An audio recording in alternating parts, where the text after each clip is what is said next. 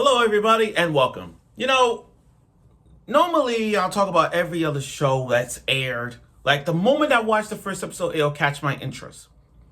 And, in that first episode, I will talk about it. And, I haven't got time to catch up on shows due to work and conventions and such. But I have been given some time to look at this show. And I'm like, you know what? I'm going to give this show a try. And guys, I just finished the first 4 episodes of this one. And by God, for 24 episodes of this one, I can see where this is going. Now, again, fall animes are really hard to catch up these days, especially with the all returning shows. Sword Art Online is back. Blue Lock is back with its messed up animation for some god reason. One Piece ain't coming back, so we got God rest. One Piece is coming back, guys. Shangri-La Frontier is back. There's a lot of... And Love Live, Superstar. Every show is coming back. And Ray Zero. That too. See, I got a lot of shows to catch up on. There's a lot of returning shows to follow. Now, this fall, I'm only reviewing... Sadly, I'm only going to review the 2.5 Dimensional Seduction since it's coming to an end. 365 Days to the Wedding, another adult rom-com that's out. And this now is this one. I finally got in touch with this show, and now after watching these first 4 episodes, given the fact that we got 24 episodes of this one, I'm actually looking forward to it. Okay, so there's a show that fixed this. Let me fix this camera a bit. Okay, so this show is basically about what happens when a guy, blonde-haired guy, decides to go be at this shrine. Sorry, I don't know why I'm spinning. Go be at this temple shrine and then meet up with these living with 3 sisters. 3 Amagami Sisters, Shrine Maidens. These 3 are Shrine Maidens.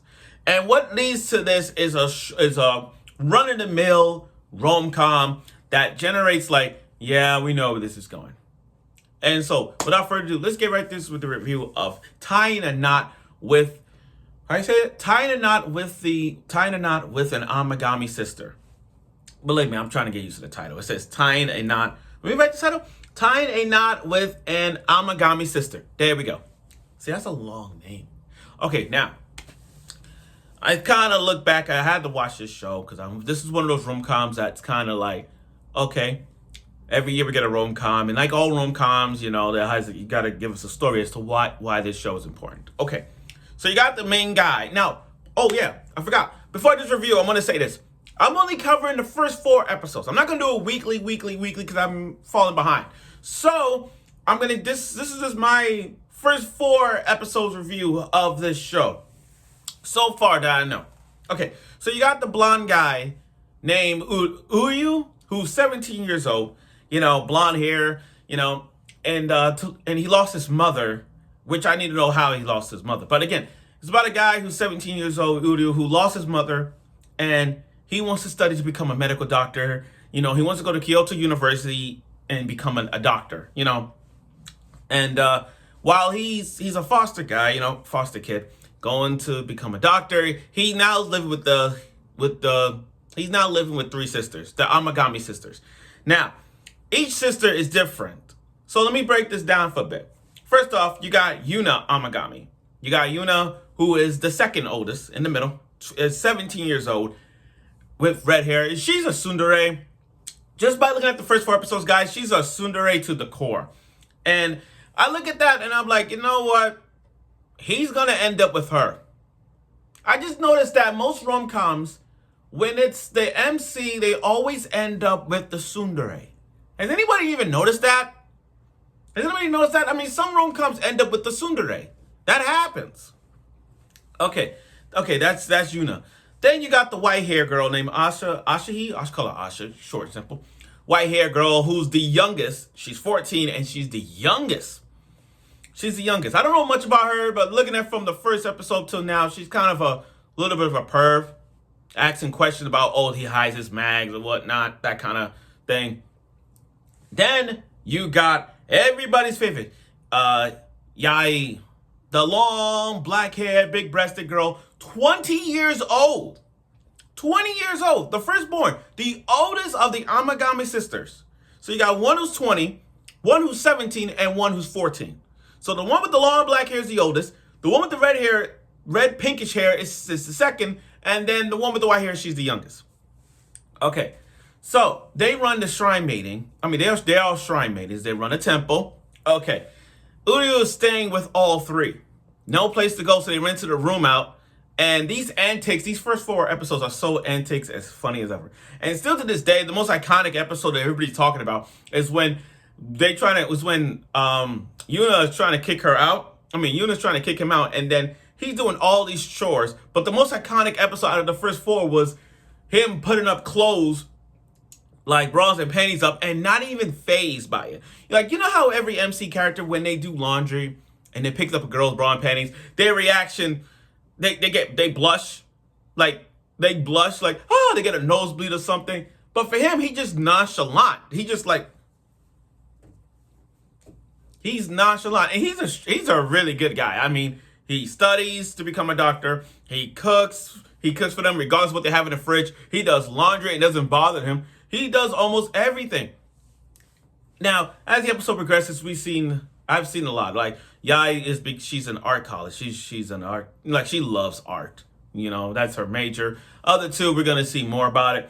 But as the 4 episodes progresses, we find out that the priest is telling him, okay, you have to marry one of the 3 to keep the shrine legacy alive. So in order to keep the temple, the legacy moves on, the shrine, everything, to keep the legacy, he has to marry one of the 3. And that's turning tables now. It just went from a guy who studies to become a doctor, wants to go to Kyoto University, put him in a situation where he's now living with the 3 Amagami sisters. And not only that, he has to arrange this marriage. He has to pick one of the 3 he wants to marry. Is this some nisekoi? Is this a nisekoi? Why do I get the feeling this is a nisekoi? Because if you go back to nisekoi, and I love nisekoi. Nisekoi is one of my top 5 greatest rom-coms of all time. The way how nisekoi did it was like they got to pretend to be married and all that stuff. It's kind of like 365 days to the wedding. But for this to be like he had to select one, it's like, really? It's like Shuffle. It's like one of those rom-coms where you like, in order to prevent this from happening, you have to marry one of them to keep them afloat. That's what this is about. And then you get, now, these first 4 episodes are showing me just how these antics are with these kind of rom-coms. Every rom-com has these antics where you got girl falls on top of the guy, guy falls on top of the girl, and then you get a reaction out of it.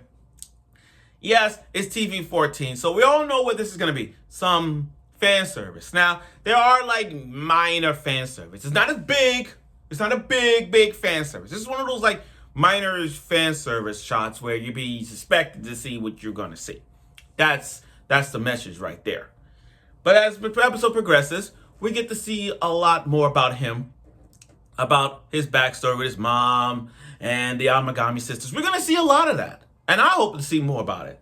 But that's where it stands.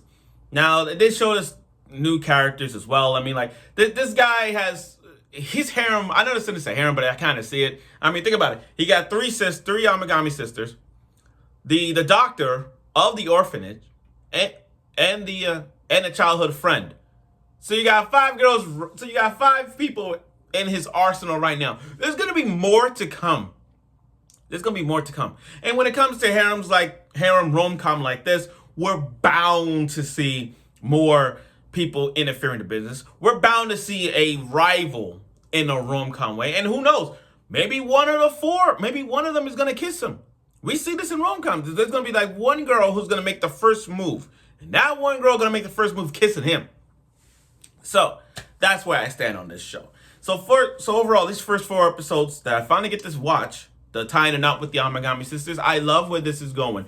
This is like one of those waifu wars right now that stands upon the others. Well, not stand upon. I mean, Rent a Girlfriend is my favorite rom-com, and I'm Team Sumi all the way. I mean, take a look. Team Sumi all the way. But what I'm saying is, for this show to be 24 episodes, this is another another start of a waifu wars. So, ladies and gentlemen, pick your waifus for this show because it's gonna be on.